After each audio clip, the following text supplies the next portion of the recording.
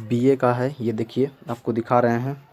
ये देखिए बीए का इकोनॉमिक्स ऑनर्स है। ये देखिएगा क्वेश्चन आपका बीए का इकोनॉमिक्स ऑनर पार्ट 3 का वीवीआई क्वेश्चन मुंगेर यूनिवर्सिटी और भागल यूनिवर्सिटी के छात्र के लिए है, जो कि इस बार पूछे जा सकते हैं, ठीक है, और कंफर्म ये क्वेश्चन पूछा भी जाएगा। आइए आपको क्वेश्चन की ओर लेके चलते हैं, आपको क्वेश्चन की ओर लेके चलते हैं।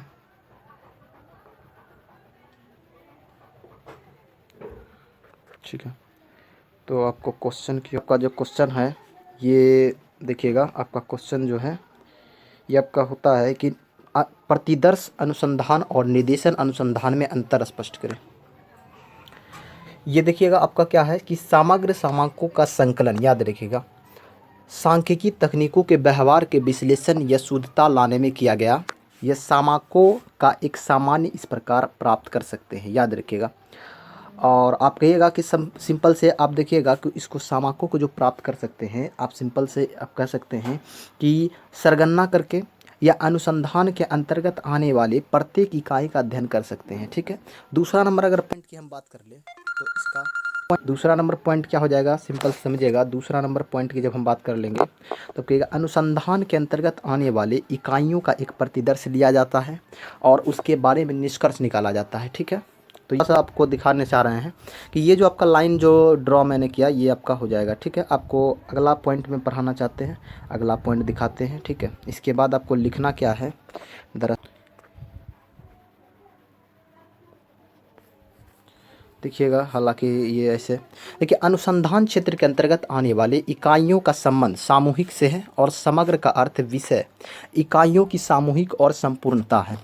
कहने का मतलब ये हो गया कि अगर अनुसंधान क्षेत्र के अंतर्गत हम लोग इकाई का संबंध पूछ ले तो आप कहिएगा सामूहिक से होता है, और समग्र अगर पूछ लिया जाए कि समग्र का अर्थ क्या होता है तो इकाइयों की सामूहिकता और संपूर्णता होता है। इसको देखिए, आपका अर्थशास्त्री प्रोफेसर सिम्पसन एंड कफक्का ने क्या परिभाषित किया है, ये देखिएगा। प्रोफेसर के अनुसार, यानी प्रोफेसर के अनुसार जो होता है, सामान्य लक्षणों का समूह के द्वारा समग्र को परिभाषित किया जाता है। यानी कि कहने का मतलब क्या होता है कि सामान्य लक्षण जो होता है और लक्षणों का समूह दोनों के द्वारा ही समग्र को परिभाषित कर सकते हैं। दूसरा आप कहिएगा कि प्रोफेसर लून चाओ के अनुसार, आप लिखिएगा प्रोफेसर लून चाओ के अनुसार समग्र का संबंध पदों या समूह से है, या व्यक्तियों या तो यह व्यक्तियों हो सकता है और या तो यह वस्तुएं हो सकता है, याद रखिएगा। या तो इसे व्यक्तियों के रूप में या तो इसे वस्तुओं के रूप में कर सकते हैं। आगे चलते हैं, करें तो आप कह सकते हैं जैसे किसी विद्यालय के विद्यार्थियों की रोजगार की स्थिति, इसी में समग्र में हम बात कर रहे हैं।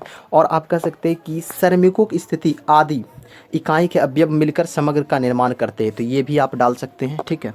और इसके बाद जब हम आगे बात करेंगे तो चलिए आगे हम बात करते हैं।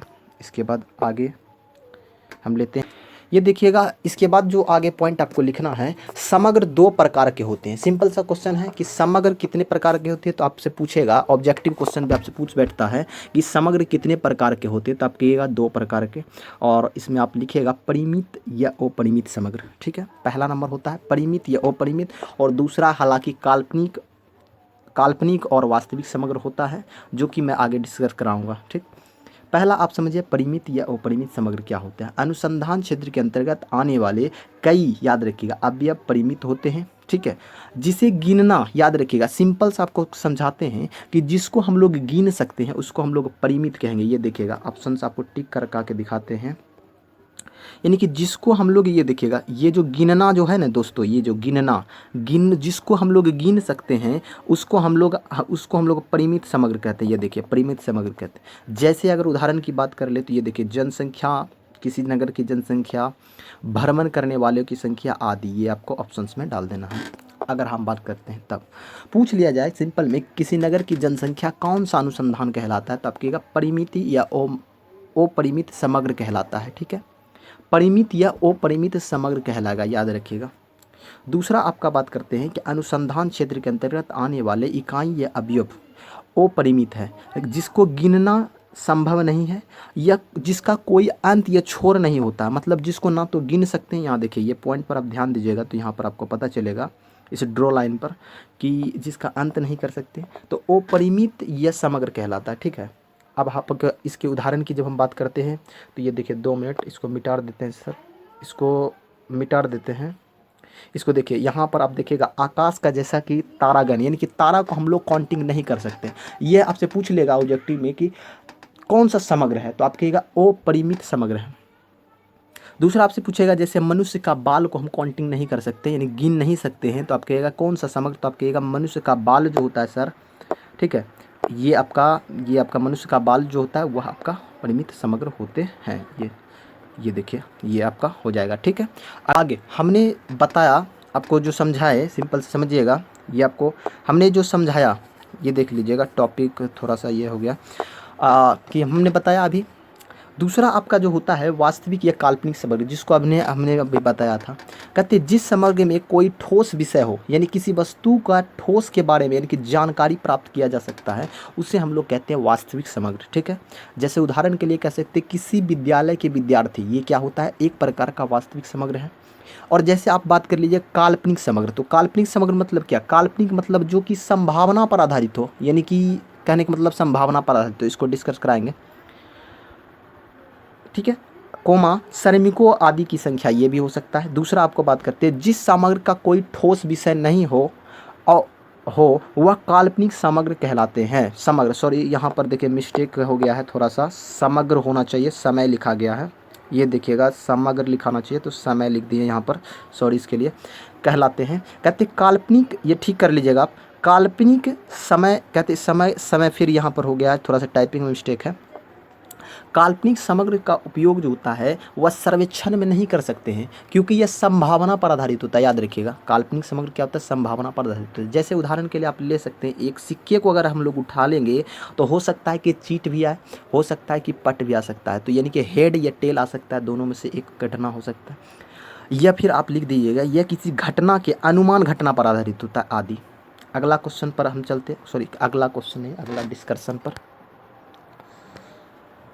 ज़्यादा समय न लेते हुए हम जल्दी से आपको क्वेश्चन को क्लियर करा देते हैं, ताकि आप उसे नोट भी करना चाहे तो कर सकते हैं, कोई दिक्कत नहीं है। देखिए अनुसंधान क्षेत्र के अंतर्गत जो होता है, ये देखिएगा आपको अनुसंधान क्षेत्र के अंतर्गत समग्र की जानकारी 2 प्रकार से हम लोग प्राप्त कर सकते हैं। मेन पॉइंट यहाँ होता है जो सरगना अनुसंधान और निर्देशन अनुसंधान का मेन पॉइंट जो होता है सर, ये आपका यहाँ पर होगा सरगना अनुसंधान। ये देखिएगा सरगना अनुसंधान और निर्देशन अनुसंधान, ये 2 पॉइंट आपका इंपॉर्टेंट है। ये जो आपका 2 पॉइंट है ये आपका इंपॉर्टेंट होता है, इसको याद रखना होता है। देखिए दरअसल ऑब्जेक्टिव में कभी कताल पूछ लेता है, यानी कि ठीक है वस्तुनिष्ठ प्रश्न जो होते हैं उसमें कभी कदाल पूछ लेता है, तो अब आप इस चीज़ को समझिए। आइए यहाँ पर सरगना अनुसंधान को आपको इसको थोड़ा सा मिटा देते हैं और आइए इसको समझाते हैं। सरगना अनुसंधान विधि, ये ध्यान दीजिएगा, यहाँ पर आपको ये पर ध्यान देना है। सरगना अनुसंधान विधि जो होता है जब किसी समस्या से संबंधित समूह, संपूर्ण समूह या समग्र के प्रत्येक इकाइयों का आवश्यक सूचना एकत्रित किए जाते हैं। कहने का मतलब क्या होता है, सिंपल से समझिएगा। कोई अगर किसी भी समग्र को ज्ञात करने के लिए अगर उसमें समस्या है, कोई भी चीज़ यानी भीतरी उसमें कोई गड़बड़ी है, उसको अगर जानना है तब आपको किसका उपयोग करना होगा, सरगना अनुसंधान विधि का, ये याद रखिएगा। इसके अंतर्गत बात करते हैं अनुसंधान के क्षेत्र की इकाइयों का जांच किया जाता है तथा प्रत्येक इकाइयों के बारे में सूचना एकत्र किया जाता है, ये आप लिखिएगा, ठीक है। इसके बाद हम आगे चलते हैं। से अभी की हमने बात किया ठीक है, सरगना अनुसंधान विधि। कहते हैं कि देखिए इसका उदाहरण भी कुछ देना होगा। देखिए सिंपल सा आपको उदाहरण भी पूछता है कि उदाहरण आखिर देखिए सबसे पहला होता है कि उदाहरण अगर देकर आप नहीं लिखिएगा तो आपका पॉइंट यानी नंबर काटने का चांस मतलब ज़्यादा हो जाता है। और अगर आप पॉइंट जितना अधिक पॉइंट में लिख सकते हैं, ठीक है, पॉइंट अगर आप ज़्यादा लिखिएगा तो वहाँ पर आपको ज़्यादा नंबर मिलने का चांस हो जाता है, ठीक है। तो ये आपको दिखाते हैं, सिंपल समझ लीजिएगा। कहते हैं कि जब किसी गांव का आर्थिक सर्वेक्षण, यहाँ पर थोड़ा सा कट हो गया है, गांव का आर्थिक सर्वेक्षण करना हो तो उसके गांव के घर या व्यक्तियों का, कहते हैं कि या तो उसके घर का या तो उसके व्यक्तियों का अगर सूचना को एकत्रित हम कर लेंगे, सिंपल में समझ लीजिएगा, तब देखिएगा कहते हैं कि सूचना को एकत्रित किया जाता है और इसी से हम लोग उसका अनुमान लगा लेंगे, तो सरगना विधि का। कहते हैं इसके अंतर्गत तो सबसे इम्पोर्टेंट जो ध्यान देने वाला टॉपिक है, ये देखिएगा उत्पादन और सरगना, जनगणना इसके अंतर्गत आता है। और यह नियम परिस्थितियों पर लागू होता है। उत्पादन और जनगणना इसी के अंतर्गत आता है और यह नियम निम्न परिस्थितियों पर लागू होता है। बताएंगे किस किस परिस्थितियों पर। कहते उत्पादन और जनगणना आपसे पूछेगा ऑब्जेक्टिव में कि जनगणना किस नियम पर आधारित है, तो आप कहिएगा कि जनगणना जो होता है सरगणना अनुसंधान विधि पर आधारित है और उत्पादन जो होता है वह भी आपका सरगणना अनुसंधान विधि पर आधारित है। दो गो बहु वस्तुनिष्ठ प्रश्न आपसे यहाँ से पूछता भी है। दूसरा आपसे अगर डिस्कस कराएं तो यहाँ इसकी किस पर लागू होगा, तो कहते पहला नंबर पॉइंट पर आप ध्यान दीजिएगा, यह किसी विषय के गहन जानकारी कराता है। दूसरा अनुसंधान के सीमित क्षेत्र पर यह लागू होगा। तीसरा उच्च स्तर की शुद्धता पाने के लिए यह लागू होगा। और चौथा अगर बात करें तो ये देखिएगा इकाइयों में अधिक विविधता यानी कि अधिक अगर होगा तभी लागू हो सकता है। अगला पॉइंट पर हम बात करते हैं। ये क्या हो जाता है पता नहीं, इसको मिटा देते हैं। ठीक है, ये देखिएगा इसको थोड़ा सा मिटाना होगा। देखिए ये उग जाता है ऑटोमेटिक से, इसलिए इसको मिटा रहे हैं। ठीक है, हाँ तो अब थोड़ा सा यहाँ पर ध्यान दीजिएगा। सरगणना तो आपको समझा दिए। अब होता है निर्देशन अनुसंधान, निदर्शन होता है, निर्देशन नहीं निर्देशन। निर्देशन मतलब होता है किसी को निर्देश देना और निदर्शन मतलब होता है किसी का दर्शन करना, याद रखिएगा। निदर्शन अनुसंधान होता है, याद रखिए। निर्देशन यहाँ हो गया, थोड़ा सा गलती हो गया है टाइपिंग में, इसको सुधार लीजिएगा। ठीक है, यहाँ पर थोड़ा सा देखिएगा, यहाँ पर थोड़ा सा गलती हो गया है। ठीक है, तो निदर्शन विधि के अंतर्गत याद रखिएगा समग्र इकाइयों का व्यक्तित्व के रूप में अध्ययन नहीं किया जाता है। याद रखिए व्यक्तिगत रूप में अध्ययन नहीं किया जाता है, बल्कि समग्र में से कुछ चुने हुए इकाइयों को बाहर कर लिया जाता है और उसी का अध्ययन किया जाता है तथा इस नमूने या अवलोकन का विश्लेषण करके समग्र विषय की जानकारी प्राप्त किया जाता है। याद रखिएगा इसमें, जैसे कि जीवन के एक दिन के कार्य से हम क्षण प्रतिदर्श तकनीक का प्रयोग करते हैं। एक दिन के कार्य के लिए हम लोग इसी का प्रयोग करते हैं। जैसे आप समझाने के लिए, उदाहरण के लिए आप कह सकते हैं कि गेहूं या चावल का एक मुट्ठी दाना ले लीजिए। ठीक है, कभी कभी घर में पूछते देखे होंगे या सुनते देखे होंगे कि एक मुट्ठी दाना से चावल के लेकर पूरा चावल का पता लगाया जा सकता है, उसी प्रकार हो जाता है। ठीक है ना, उसी प्रकार पूरे भंडार का किस्म का पता लगाया जा सकता है। और थोड़े देर के लिए अगर किसी व्यक्ति से हम लोग बात करते हैं तो देखिए, हालांकि ऐसा तो नहीं लगा सकते हैं क्योंकि आजकल अलग अलग टाइप में होते हैं, लेकिन ऐसा होता है कि अगर व्यक्ति के साथ कुछ देर तक बात कर लिया जाए तो उसका चरित्र का अनुमान लगाया जाता है। ये इसमें लिखाना है, यानी उदाहरण में आपको देना है दो गो। तो पॉइंट नंबर 1 पॉइंट नंबर 2 ये दो आपको देना होगा। ठीक है, आगे हम बात करते हैं। उदाहरण के लिए जैसे कि आप कहिएगा, देखिए थोड़ा सा कट गया यहाँ दोस्तों, यहाँ पर थोड़ा सा कट गया, इसको मैं बता देता हूँ कि क्या है यहाँ पर लिखा हुआ।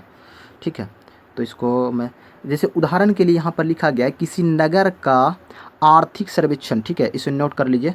किसी नगर का आर्थिक सर्वेक्षण किया जाना है जिसमें 5000 घर है। थोड़ा सा इसको हटा देते हैं। जिसमें क्या है आपका 5000 घर है, सिंपल में समझिएगा 5000 घर है।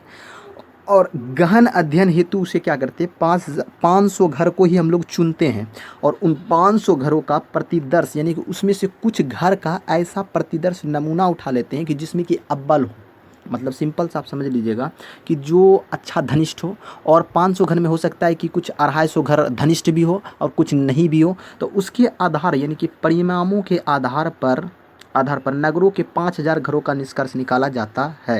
यहाँ पर देखिएगा निकाला जा सकता है। अगला पॉइंट अगर हम बात कर लेते हैं तो देखिएगा यहाँ पर निर्देशन अनुसंधान का प्रयोग उस क्षेत्र में किया जाता है जो इस प्रकार है। सिंपल से समझिएगा, निर्देशन अनुसंधान का प्रयोग विस्तृत क्षेत्र में किया जाएगा। 1 नंबर पॉइंट डालिएगा आप। किस पर? यह इकाइयों का प्रतिदर्श द्वारा ज्ञात किया जाता है। 2, इसके लिए प्रतिनिधि का चुनाव सही ढंग से करना चाहिए। सही है। और चौथा अगर बात कर लेते हैं तो यहाँ देखिएगा ये सरगणना अनुसंधान का पूरक पर आधारित है। यहाँ थोड़ा सा कट गया दोस्तों, यहाँ पर देखिएगा पूरक पर आधारित होता है। ये क्या होता है, यहाँ पर आपको लिखना है पूरक पर आधारित है। ठीक है, देखिए यहाँ जो आपका क्वेश्चन है ये देखिएगा थोड़ा सा, ये जो आपका क्वेश्चन है थोड़ा सा ये देख रहे हैं, सरगणना एवं निर्देशन अनुसंधान में अंतर। अब थोड़ा सा समझिएगा अंतर क्या क्या लिखना है मालूम है। सबसे पहला होता है जांच का अंतर। अगर हम जांच करना चाहे, ये ध्यान दीजिएगा पॉइंट 1 पर आपको डालना है जांच का स्वरूप। कैसा जांच का स्वरूप? जांच के अनुसार सरगणना रीति याद रखिएगा, रीति में प्रत्येक इकाई का अध्ययन किया जाता है, यानी कि प्रत्येक इकाई के इसमें अध्ययन किया जाता है। जबकि निदर्शन, याद रखिएगा, अनुसंधान में रीति में केवल चुनी हुई प्रतिनिधियों का ही एक अध्ययन किया जाता है, यहाँ पर याद रखिएगा। दूसरा आप कहिएगा खर्च। खर्च की अगर तुलना करें तो याद रखिए सरगना रीति में ज़्यादा धन खर्च होता है और समय भी ज़्यादा लगता है, और जबकि प्रतिचयन या वही हो गया निर्देशन या प्रतिचयन विधि में कम खर्च होता है। हाँ, एक बात और बताना भूल गए कि प्रतिचयन जो होता है वही निर्देशन भी है, याद रखिएगा। ऐसा नहीं कि एग्ज़ाम में हॉल में प्रतिचयन दे दिया जाए तो आप गलती सोच लीजिएगा कि क्वेश्चन गलत है, नहीं, प्रतिचयन ही निर्देशन है, ठीक है। दूसरा आपका तीसरा पॉइंट होता है अनुसंधान क्षेत्र। इसकी जब बात करते हैं तो सरगना रीति सीमित क्षेत्र वाले अनुसंधान में किया जाता है, ये देखिएगा, और जबकि निर्देशन जो होता है अनुसंधान विस्तृत अनुसंधान के क्षेत्र में किया जाता है, ये देख लीजिएगा, ठीक है। इसके बाद हम आगे बात करते हैं, ठीक है। इसके बाद दोस्तों बस थोड़ा सा और है, ये देखिए अगला पॉइंट अगर हम बात कर लेते हैं तो ये देखिए पहले मिटार देते हैं इसको, देखिए ये उग जाता है, क्या पता ये क्या हो रहा है, ऑटोमेटिक कीड़ा का बैठ जाता है ना, इसलिए हो रहा है ये मीटर नहीं रहा है ना, ये कीड़ा वगैरह बैठ गया होगा। चलिए अगला पॉइंट हम बात करते हैं, छोड़िए खैर। अगला होता है सजातीय या विजातीय। सिंपल से समझिएगा, यहाँ पर आपको पॉइंट पर ध्यान देने वाली बात ये है दोस्तों कि सजातीय विजातीय में क्या होता है। सजातीय सिंपल समझिएगा, सरगना रीति वहाँ उपयोग किया जाएगा जहाँ विजातीय हो। विजातीय मतलब आप समझते हैं जहाँ की अधिक अंतर होता हो, इकाइयों में अधिक अंतर होगा, उसको हम लोग कहते हैं, देखिएगा याद रखिएगा, विजातीय हम लोग कहते हैं। इसमें सरगना रीति का प्रयोग करते हैं। और प्रतिचयन अनुसंधान यानी कि निर्देशन अनुसंधान जहाँ पर सजातीय हो, मतलब क्या होता है, सजा हुआ हो, तब आराम से इसको हम लोग निकाल लेंगे, किसको, इसको। अगला पॉइंट बात करेंगे समग्र की प्रकृति में जब हम बात करेंगे तो ऐसे क्षेत्र जहाँ पर समग्र की इकाई विस्तृत अध्ययन हो वहाँ सरगना रीति का अधिक उपयोग होता है।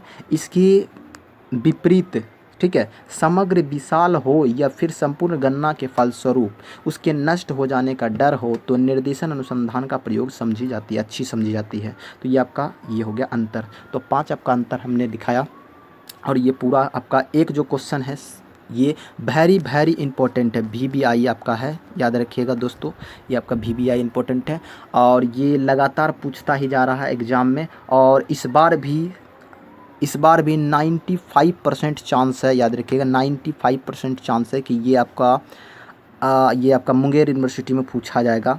हालांकि भागलपुर यूनिवर्सिटी के लिए इसका दूसरा हम डालेंगे तो वो पूछ सकता है, या ये भी पूछ सकता है, ये मैं गारंटी नहीं दे सकता भागलपुर के लिए, लेकिन मुंगेर यूनिवर्सिटी के लिए गारंटी है कि ये पूछा ही जाएगा। तो आप ठीक है दोस्तों, मेरा वीडियो देखने के लिए धन्यवाद, थैंक्स।